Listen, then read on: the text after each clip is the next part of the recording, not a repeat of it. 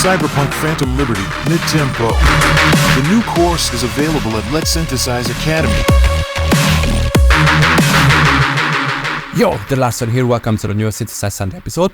And today I want to talk about Synplant 2. I'm sure you've already heard about. It can do sample to preset and it works great, but there is a huge but here. Let's talk about this.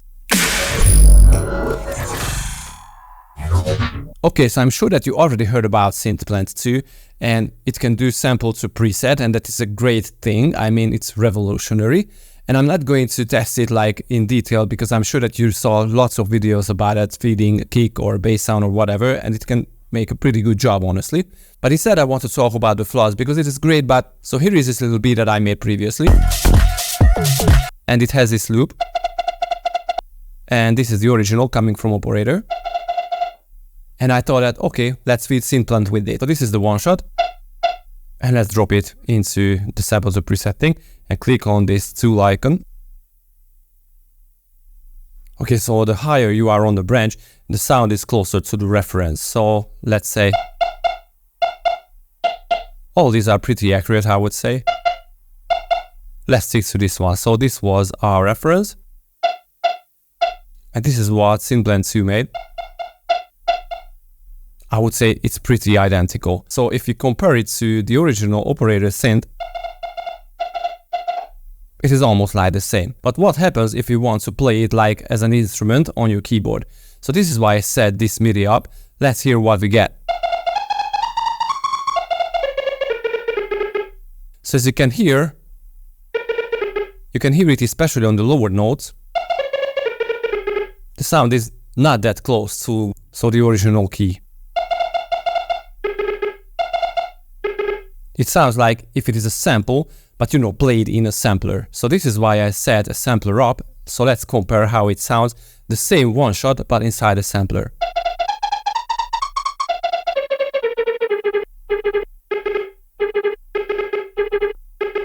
Almost like a sample. And that is because Synplant only can remake the actual notes. So it can't really decide what is happening in the background. It just gets a few things. So this is why when you start playing with the preset that you made based on the sample, you get a sample behavior. So let's compare the same sound, but the original one coming from an actual scene that I actually made it from operator.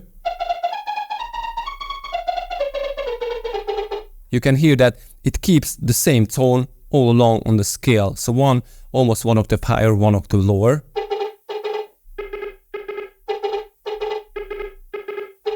So although on the same note, quite identical, but when you keep playing it on your keyboard, the whole structure falls apart. And you can hear it best on lower notes. But once again, from the original synth. So yeah, once again, AI is a pretty interesting thing, and it can get some parts of the sound, and because it doesn't know what is happening in the background, what are the effects, what are the generators that really created the sound, it just really get the output. So it has a hard job to remake a sound or redo a sound. Now for percussion, for small little noises, it can be great.